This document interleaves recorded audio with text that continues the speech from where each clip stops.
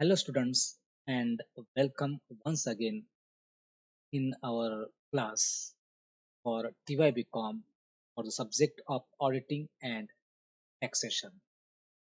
Dear students, मैं professor M Chougule फिर से एक बार आज के इस थर्ड लेक्चर में आप सभी का स्वागत करता हूं। जैसे कि एमसीक्यूज लेक्चर सीरीज का ये हमारा तीसरा लेक्चर है। इसके पहले लेक्चर में हमने इनकम फ्रॉम सैलरी पर कुछ इम्पोर्टेंट एमसीक्यूज देखे थे, सॉल्व किए थे। आज के इस लेक्चर में जो 5 हेड्स है उसमें का जो सेकंड हेड है कम फ्रॉम हाउस प्रॉपर्टी, इसी पर कुछ इम्पोर्टेंट क्वेश्चंस पर सॉल्व करेंगे, डिस्कशन करेंगे। तो शुरू करते हैं आज का पहला question. Under the head income from house property the basis of charges is, and the options are net annual value, gross annual value, value, rent ratio. Charge किस पर होता है? तो चार्ज जो होता है net annual value. So our right answer is net annual. देखो, इसके आगे के क्वेश्चन देखने से पहले मैं तुम्हें बताना चाहूंगा कि income from house property, when any person owns house and the house is actually given on rental basis called as let out house, and that income means the rent received from house is treated as a income from house property. तो उसमें taxable income calculate करने के लिए उस house की gross annual value calculate की जाती है। उसके बाद में नेट एनुअल वैल्यू कैलकुलेट की जाती है। तो जो नेट एनुअल वैल्यू है उसी पर टैक्स एसेस किया जाता है। तो ग्रॉस एनुअल वैल्यू कैलकुलेट करने के लिए वहाँ पर बहुत सारी जो इम्पोर्टेंट जो कंसेप्ट है, फैक्टर्स है, वो उसके बारे में हमको जानकारी है। प्रैक्टिकल प्रॉब्लम में पता था, लेकिन अभी हमें जैसे municipal value, fair rent, standard rent, unrealise rent, annual rent, loss due to vacancy period, ये सब इम्पोर्टेंट फैक्टर्स है और कैलकुलेटिंग द ग्रॉस एनुअल। तो सेकंड जो हमारा आज का क्वेश्चन है उसकी तरफ हम चलते हैं। Question is annual value is defined as per section dash dash, and the options are 21(1), 23(1). तो ये जो नेट एनुअल वैल्यू जो है वो किस सेक्शन के अंडर लिखी जाती है? तो right answer is C, 23 in net 1। Then next question 3, digest of the following is deductible from the annual value of, annual value में से कौन कौन सी डिडक्टेबल है? Options are municipal tax paid, B municipal tax paid by the owner, C municipal tax paid by the owner और the year, municipal tax paid by the owner during the. तो थोड़ा सा यहाँ पर तुम्हें कंफ्यूजन हो सकता है, लेकिन अगर हमें कंसेप्ट अगर हमारी क्लियर है तो इसका हम सही जवाब दे सकते हैं। और अगर देखा जाए तो as per income tax act 1961 जो है, तो municipal taxes paid by the owner during the previous year is deductible from the annual value of the house and लिखा जाए। तो right answer is D. Then next question fourth, out of the following digest conditions must be satisfied to charge the rental income of in-house property? Options are: the property should consist of any building or land. B, the assessee must be owner of the property. C, the property should not be used by the owner of business or professional. All of तो income from house property के under आने के लिए ये तीनों condition बहुत ज़रूरी है। तो मतलब तीनों भी कंडीशन है, का मतलब ये होता है कि अपना राइट आंसर है D, all of the above. Next question, fifth. Mr. Raj owns a house property. He let it to Mr. Ajit at rupees 10,000 per month. Then Mr. Ajit sublet it to Mr. Manish on monthly rent of rupees 20,000.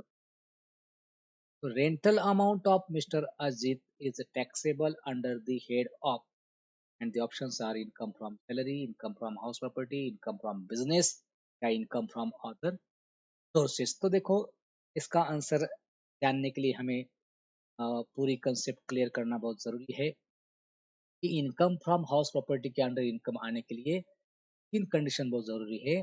The house, जो house जो है, the income must be received from the land. हमने देखा है कि in house और building the house must be own by the, SSC जो है उसका ओनर होना चाहिए, तब जाके वो income from house property.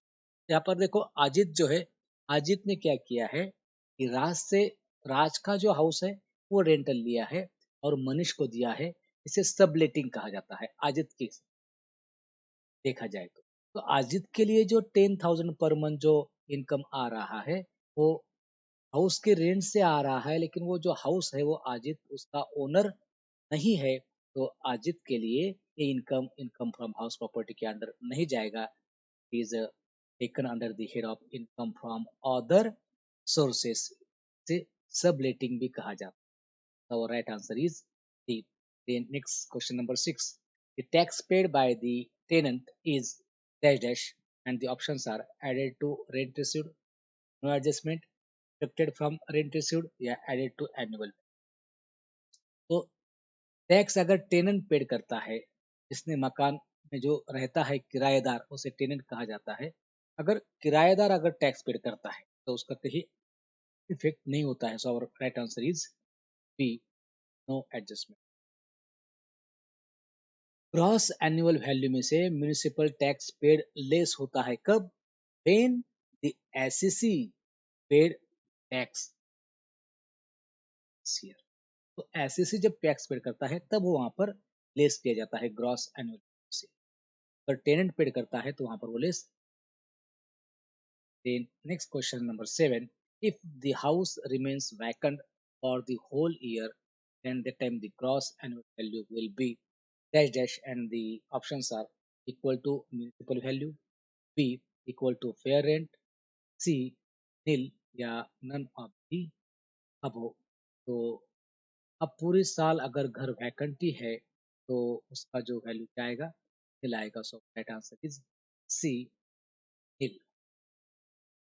Then next, for 8, under section 24A, standard deduction is allowed and deduction at digest of the net, and options are 15%, 20%, 25% या 30।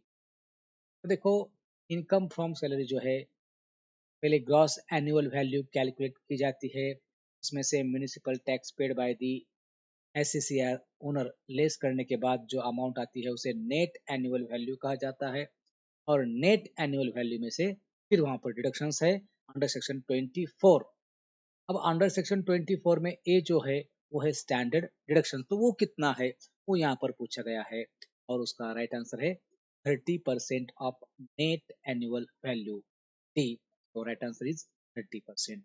In next question, dash dash of the following is not deductible from net annual value, and the options are interest on unpaid interest, interest on loan taken for repairs, interest on loan taken for construction, and interest on loan taken for reconstruction। देखो जो loan लिया होता है, repairs हो, construction हो, reconstruction हो, तो जो इंटरेस्ट होता है वहां पर डिडक्टेबल है, लेकिन इंटरेस्ट ऑन अनपेड इंटरेस्ट जो है ये डिडक्टेबल नहीं होता। So answer is A, interest on unpaid interest, क्योंकि बी सी डी जो है all this are deductible. Then question number 10, gross annual value of self occupied house is dash dash, equal to municipal value, equal to fair rent, equal to standard rent या nil. तो ये बहुत ही आसान लेकिन बहुत ही important ये question है। कि सेल्फ ऑक्यूपाइड हाउस की जो ग्रॉस एनुअल वैल्यू होती है नील होती है। So right answer is D, gross annual value of self occupied house is देखो, इसके साथ में मैं तुम्हें या कुछ और चीजें बताना चाहूंगा कि जो इनकम फ्रॉम हाउस प्रॉपर्टी जो है इसमें as per income tax act 1961 the house is divided into four types of houses. First, self occupied house, then second, let out house, then deemed to be let out house, and fourth, house used for own business। लेकिन जब house use for own business होता है, उसका जो income है वो income from house property के under नहीं आता है। तो जो चौथा जो हाउस है उसको छोड़ दो। तो तीन बच्चे हैं, सेल्फ ऑक्युपाइड, लेट आउट और deem to be let out. ये तीनों का जो इनकम है वो इनकम फ्रॉम हाउस प्रॉपर्टी के अंडर आता है। उसमें सेल्फ सेल्फ ऑक्युपाइड हाउस जो है उसकी ग्रॉस एनुअल वैल्यू हमेशा क्या होती है, नील होती है। Then next question 11, from the amount of arrears of rent received, that dash is allowed as deduction, and the options are 15%, 20%, 25% या 30%। तो इसका भी सही जवाब है 30%। तो right answer is percent. Then 12, Mr. Rahul is the owner of a house of which municipal value is rupees 30,000, actual rent rupees 32,000, fair rent rupees 36,000, and standard rent rupees 40,000। then the gross annual value would be, तो इस house की gross annual value क्या होगी? तो ये है late out house जिसमें actual rent दिया है 32,000, फिर लेट आउट हाउस है।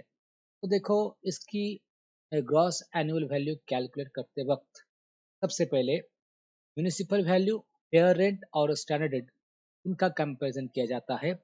उसमें वहाँ पर reasonable expected rent RER calculate किया जाता है। वो किस तरह से करते हैं?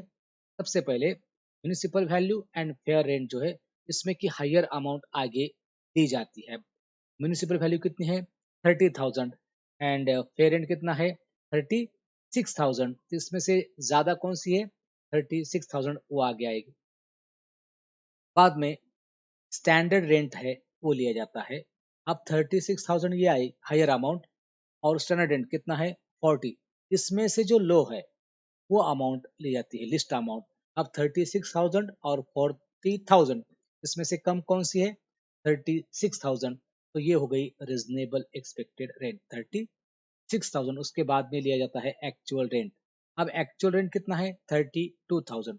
अब 36,000 और 32,000 इसमें से जो हायर अमाउंट है वो होती है ग्रॉस एनुअल वैल्यू। वो क्या आएगी? 36,000। So our right answer is C, 36,000।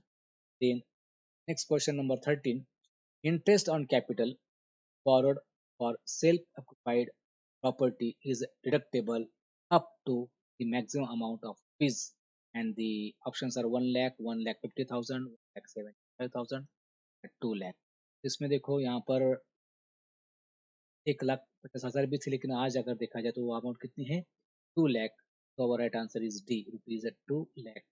Next question, interest on loan for self-occupied house taken before 1st April 1999 will be allowed up to rupees। तो देखो, अगर वो जो हाउस है 1 अप्रैल 1999 के पहले अगर होगा तो उसके अमाउंट जो है वो है 30,000। सो राइट आंसर इज ए, 30,000। अब देखो यहाँ पर और एक बात है, अगर रिकंस्ट्रक्शन के लिए अगर लोन लिया है और सेल्फ ऑक्युपाइड हाउस है और वो 1 अप्रैल 99 के बाद में भी अगर है तो उसकी अमाउंट कितनी है? 30,000। Then next question, last question 15, dash of the following is not a case of deemed of house property, and the options are transfer to a spouse for inadequate consideration, B, transferred to a minor child, or option C, holder of an able estate, D, co-owner of, right answer D, co-owner of a property of, is not a case of deemed ownership of whose is D, co-owner of। तो dear students देखो, आज हमने यहाँ पर 15 question देखे। इसी प्रकार के जो और अदर क्वेश्चन है अभी तुम स्टडी करो। इनकम फ्रॉम हाउस प्रॉपर्टी में बहुत ही आसान आसान स्टेप्स है, उसको अच्छी तरह से देख लो। आज के इस लेक्चर का आपको सब फायदा होगा करता हूँ। नेक्स्ट लेक्चर में हम तो थर्ड हमारा हेड है इनकम फ्रॉम प्रोफेशन, जिसे